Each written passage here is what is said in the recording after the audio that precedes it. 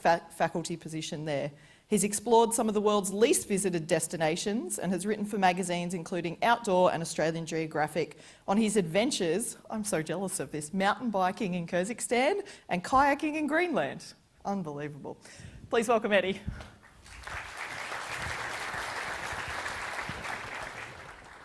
Thanks, Chris, and it's a huge privilege and pleasure to be here with you guys at STEMX 2016, and wonderful to see so many of our future science leaders here, and also bringing some more colour to the audience. So thanks, guys. So my name's Eddie Game. As Chris said, I'm the lead scientist for the Nature Conservancy, which I suspect for most of you is probably the largest conservation organisation you've never heard of. By way of quick introduction, we're a global organisation. We work in about 70 countries around the world, including in Australia and many in this region. And in fact, we have our regional headquarters not more than 500 metres that way, conveniently above the Milk Factory pub. And when we I should say we're big. We spend, in the environment space, we're the biggest not-for-profit. We spend somewhere in the order of $1 billion a year on our mission around the world, which is a modest mission of saving all life on Earth. And when we introduce ourselves, we like to say, well, we're a science-based organisation. That's at the core of this. And to prove it to people, we say, well, we employ 600 scientists.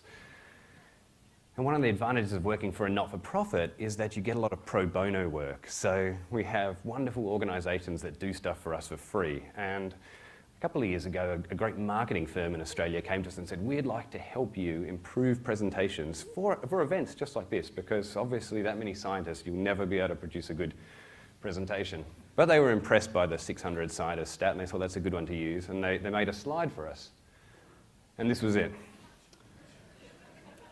It has some number of people up here, not the unclear relationship to 600, and you can tell they're scientists because they're holding a bubbling test tube and wearing ties.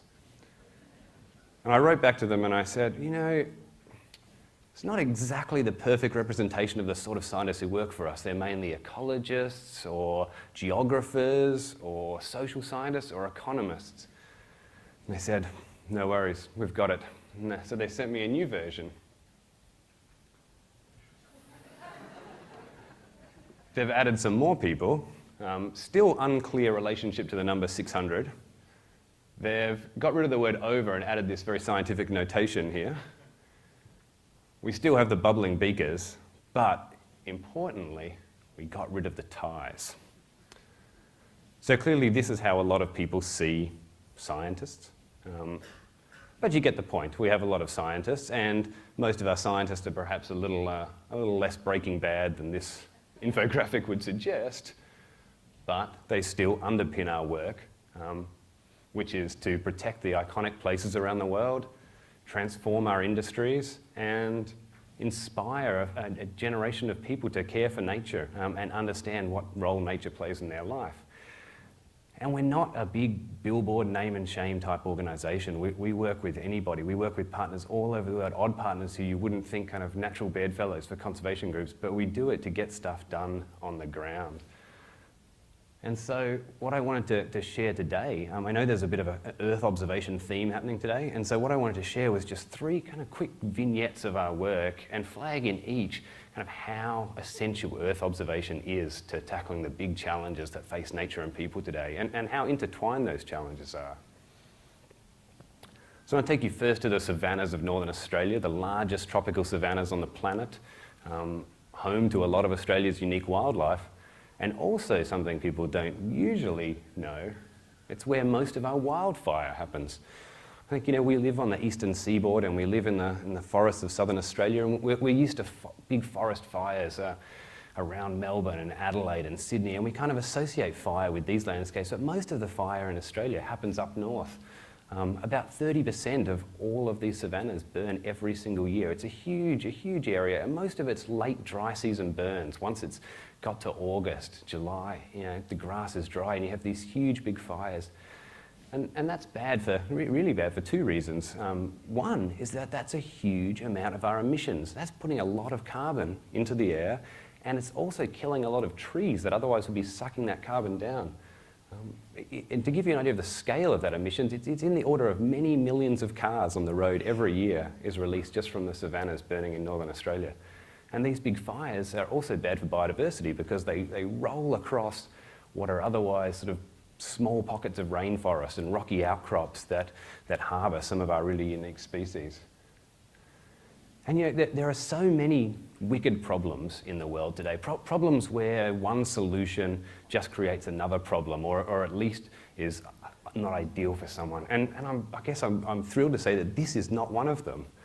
There is a solution here that really is good for everyone. This is an Indigenous ranger in Northern Australia, and in the past, Indigenous Australians used to burn really actively for all sorts of reasons. And they often did that early in the dry season, as soon as they can burn, because there's lots of moisture still in the vegetation, and you get lots of small fires.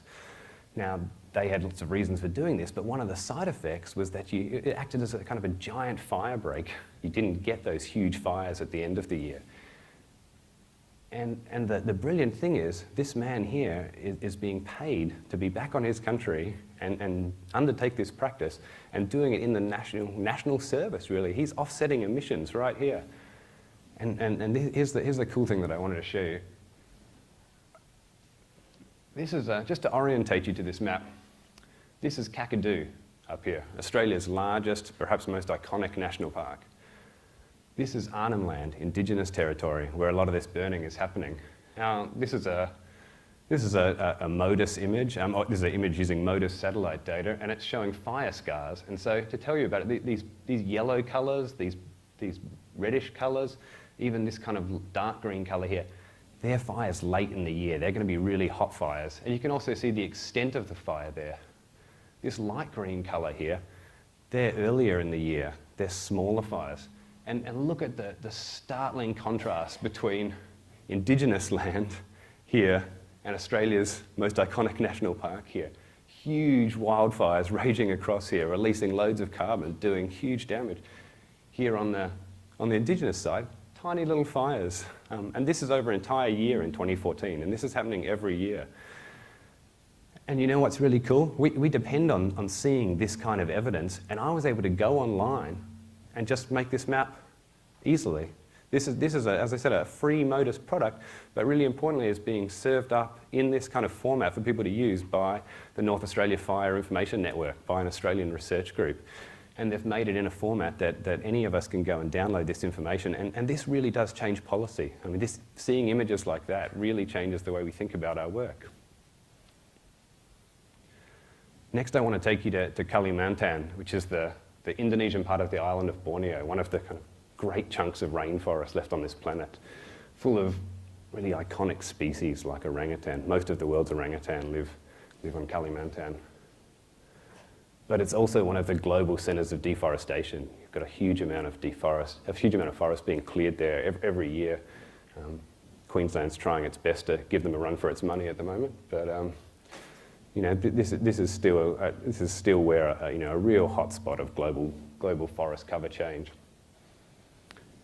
And it's also full of people like this, farmers, smallholder agriculturalists who are making a living, literally tilling the soil, getting enough food to feed themselves. And a few years ago, we did a big survey of about 5,000 people like this in 500 villages right across Kalimantan. And ostensibly, we were asking them about orangutans. You know, do you see orangutans near your village, and what sort of habitat are they in? And at the end, almost as an afterthought, we asked them, what changes do you notice when the forest is cleared? And you know, overwhelmingly, more than half the people, you know, they told us, they said, when the forests are gone, the temperature gets hotter. That seems, I mean, it seems almost asinine, that statement, so simple, but that was like the start of a thread on your clothes that's sort of unraveling, and we pulled at this a little bit, and it really is. On your left here, this is an image of land cover on Kalimantan, the island of Borneo, and this is a Landsat product, which is a free product provided by the US government, and you're very privileged to have Frank Kelly from the USGS here today speaking, and his team runs the Landsat Centre. But to tell you what's going on here, all of this green is intact forest, it's virgin forest, it's beautiful big diptera carp rainforest. The light green, the sort of slightly lighter green, is still forest, but it's been logged a little bit. And all of these other colours a forest that's been cleared, cleared to plant oil palm, cleared to plant crops, sometimes cleared and just left, sometimes burnt and unintentionally burnt.